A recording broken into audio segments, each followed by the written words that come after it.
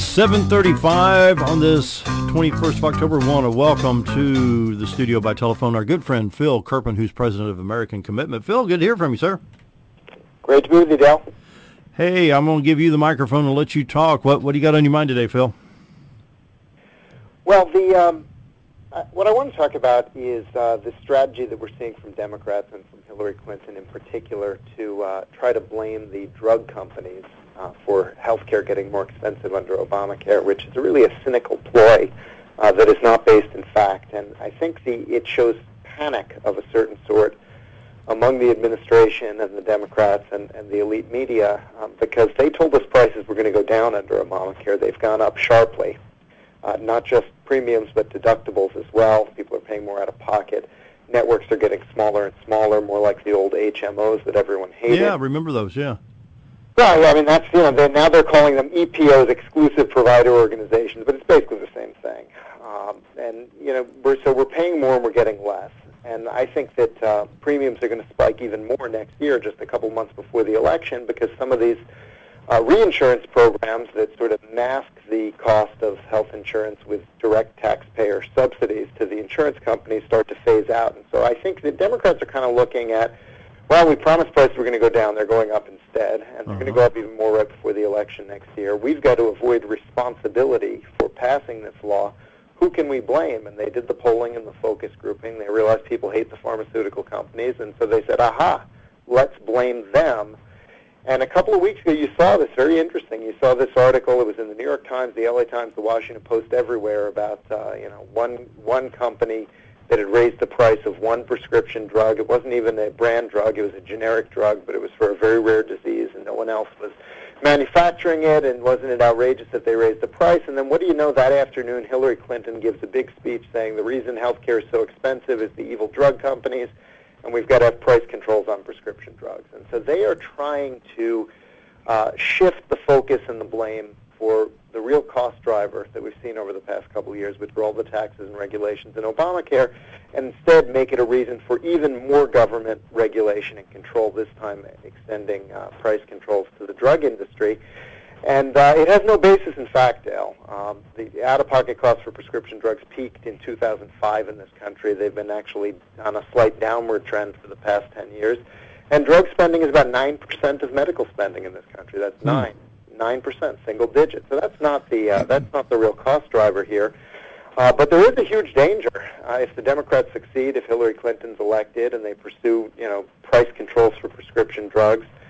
It costs $2.4 billion. That's billion with a B to bring a new drug to market right now. Most of the rest of the world has prescription drug price controls, and so really it's the U.S. market where you can earn a return to justify putting those billions of dollars into developing new cures. And so if we have price controls in the U.S., I'm concerned that we're not going to cure Alzheimer's. We're not going to cure diabetes. We're not going to have the kind of research that we need to actually cure diseases and have people live longer, happier, better lives, which really should be the whole focus of healthcare policy.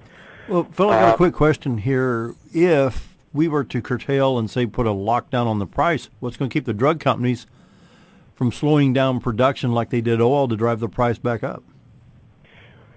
Well, you'll certainly get shortages. I think it probably wouldn't take the form of slashing production of particular drugs, because the cost structure of the industry is very low marginal cost, very high fixed cost. Once you have developed a drug and got it approved through the whole lengthy FDA process and everything like that, actually producing a pill costs almost nothing. And so, they'll probably continue to produce pills. What they won't do is develop new cures. What they won't do is develop the next latest, greatest thing, because that costs billions of dollars. And so there will be shortages, not quite the same kinds of shortages that you have where you price control commodities and you create physical shortages, but there will be shortages of new cures. There will be there will not be the continued research and development. And Hillary is aware of this effect, and her solution, which is not a solution at all, but she said, well, we're going to put price controls on, but then we're going to require the drug companies to do research and development. Well, that doesn't work. You can't destroy the economic incentive and then mandate that it happen anyway. They're not going to be able to raise any capital to do that. Their whole business model is going to be destroyed. Right. So, it's a very dangerous road that we're now seeing the Democrats go down substantively, and they're doing it for purely political reasons to avoid admitting that the basic structure of Obamacare doesn't work. If the goal is to contain costs, it's had the opposite effect. How long are we going to keep throwing money at this Obamacare stuff? Because here's what came out a week or so ago. Senator Flippo sitting here with us as well, Phil. In Arkansas, we got the private option, and they're putting an end to that December 30th of 16. But yet we have over 40, what was it, Senator? Over 40,000. 40,000 people that have signed up for the free insurance in Arkansas that don't even live here. And of that, 6,000 people have actually no ties to the state of Arkansas. They just got it. And we're paying for that. That's unbelievable. I hadn't even seen that story. I know you've been worried about that for a long time. Well, we even asked that during the campaign. We've asked the question over a year ago because we had heard we're a border county right here. We're in Baxter County. We border with Ozark County, Missouri. And, Missouri's just, 12, 15 miles from us. And it's not that we don't want Missouri people here. We love Missouri people. But, we're buying some of their insurance through Obamacare. And we are seeing every single program in Obamacare be racked with fraud and waste and theft. We spent over $5 billion on state Obamacare exchanges. Only 17 states ever even set them up, and most of them are closing down now. Where did the $5 billion go? There are FBI probes in Massachusetts and Oregon that the money may have been stolen. I think they ought to be investigating all of them because they're missing. Same thing's happening now with the cooperatives, these so-called nonprofit co-ops that Obamacare created. They created 24 of them. 23 of them are failing. 8 of them have already shut down. We've already wasted $2.4 billion on that.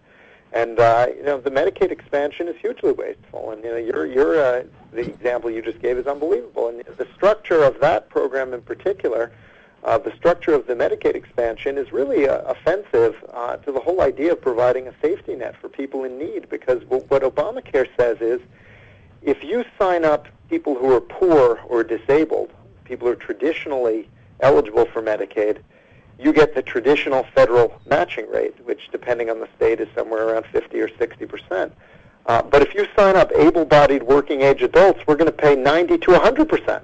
Sure. And so we are rewarding enrolling able-bodied working-age adults over people who are actually needy, which is the opposite of what a safety net program is supposed to do. And so all of these programs are poorly structured, they're wasteful, they're susceptible to fraud, and yet you got all these Democrats basically saying, that they're untouchable, and we can't do anything about it, and, you just want to take health care away from people, which is, very far from the truth, but they've got a lot of resonance with the media, and, their solution is always more government. Their solution is, we didn't control enough. We need to take control of the drug industry, too. Senator, you have a question for Mr. Kerpen? Well, not exactly a question, but I'll just kind of reiterate what he's saying here is specifically, and let's go back to talking about the Democrats and Hillary Clinton and how she's going to come out and try to hit these pharmaceutical companies without thinking about the domino effect there. And I think that happens so much in politics today, and not just on a federal level, but on a state level. And we could look at the news that's come out about the private option and how you've got thousands of ineligible people that are currently enrolled right now. And we talked about this last year during my campaign.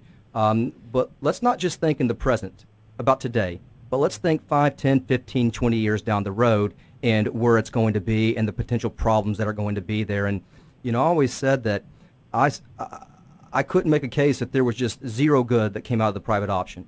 But what I felt that we were putting short-term benefit ahead of long-term viability and sustainability. And now we're getting hundreds of thousands of more people, able-bodied working-aged adults, used to a government entitlement program. Yeah. And, that to me is not how you reform a health care program. It's certainly on a state level. But, it's this, the feds are matching at 90% from a state standpoint. It's almost like a no-brainer. Here, take this money. And if you have problems, the feds don't really hold states accountable, in my opinion, because they don't want a lot of bad news or bad press to come out about this or to, to be the storyline to be billions of dollars wasted. So they keep a tight lip. Huh. Phil, your thoughts? No, I absolutely agree with that, and I think we need to. I think we need to cut it. I think it's interesting. Before the Supreme Court made the Medicaid expansion optional in the NFIB versus Sebelius case, President Obama's own budget, he said that the match rate should be the same for traditional Medicaid and for Medicaid expansion. He proposed lowering that FMAP. Of course, when the Supreme Court said now it's optional, he changed his mind on that because he wanted that federal money to be flowing so the states would go ahead and do the expansion. But it actually makes no sense as a policy matter. It makes absolutely no sense for it to be almost all federal dollars because it creates an incentive for the states not to really care about doing a good job and spending the money wisely because, hey, it's not their money, it's coming from Washington, even though, of course, it's taxpayer money at all of us. Sure. And, the feds really don't have an incentive to make sure that it's well run and that the money's being well spent either because exactly what the senator pointed out, they don't want bad news stories. They just want to push the money out the door and claim credit for how much money. Yeah, their benchmark of success is not how well a program is run. It's by measuring how many people are on the program. So they don't get into legal or illegal, exactly. Right? It's like we want to put out a nice round number of this is how many new people that are currently have insurance, and the more the better. Yeah. And so we had a consensus in the 90s that cutting the welfare rolls in this country was a good thing, and that both parties wanted to do it. And of course, Medicaid is a welfare program. It's a means-tested welfare program. And now we've got all these people celebrating the numbers going up like it's the greatest thing ever if more people are on the Medicaid rolls. Now, I find that very strange, especially with this expansion population. We've said it over and over, they're able-bodied working-age adults. It's nothing to celebrate if they've got to go on a welfare program to get their health care. We should have a health care system where they can afford to get the health care for themselves. That's the way the American economic system is supposed to work. Yeah. Phil, we're coming into the final 30 seconds. Your final thoughts, and it's always good to have you on the program. And we're visiting with Phil Kerpen, President of American Commitment. Phil, your final thoughts. I'll just mention that our website's AmericanCommitment.org. We do a lot of work on not just healthcare, but also energy and tax policy and a lot of other things. And if people are not already getting our emails, if you take any of our action items on the website, that'll also get you on our email list. And lately, we've been sending out emails about the new nominee to run Obamacare, to be the top Obamacare bureaucrat, a guy named Andy Slavitt, that we're trying to stop because he came directly from United Health Group. Obama got a top health insurance executive who took a $12 million bonus on his way out the door to oversee Obamacare and supposedly oversee the industry that he's part of, which is just an obscene conflict of interest. So that's one of the fights you can see on our website, and I hope that folks, if they're not getting our emails, will sign up and take action on all the things we've been working on. Very good. Phil Kerpen, President of American Commitment. Always good to have you on the show, Phil. Thanks again. My pleasure. Have a good one. You too. Thanks, Phil. Time for a break. We'll be right back. 7:49, almost 7:50. Continuing now with Senator Scott Flippo. So what did you think of talking with Phil Kerpen? I think the man knows what he's talking about. Tilt it down a little bit. I get better fidelity. Tilt it down. A little more. Perfect. It's like my first time on the radio, Dale. You sound like Clark Gable now. Except Clark Gable had a face for TV. I've got the voice for radio. And you actually remember him. Phil's a very intelligent guy, and I thought he was spot on a lot of what he was talking about. I think it's good not to blindly accept and believe what the government tells you, to question those things. And I think Phil's doing a great job in trying to educate the people of this country into what's going on, and I hope people tune in and listen to what he's got to say. Yep. Let's talk jobs. Hey, how about Baxter Healthcare? What, 225. Yeah, and then microplastics down in Melbourne. Michelle Gray's jumping up and down there in Melbourne. Yeah. Wow, great job. Yeah, $2.4 million, being invested over there. The average starting wage at Baxter for these new 225 employees is going to be $20 and I think 89 cents. So his starting wage, that's phenomenal. Yeah. And Baxter's been around since 1964. I can say, over 50 years. Yeah. And, their continued commitment to this community, to its people, I just think is phenomenal. And, I think that what that shows, too, non-union jobs. Is that we've got those kind of people here in North Central Arkansas that can fill these jobs. Sure.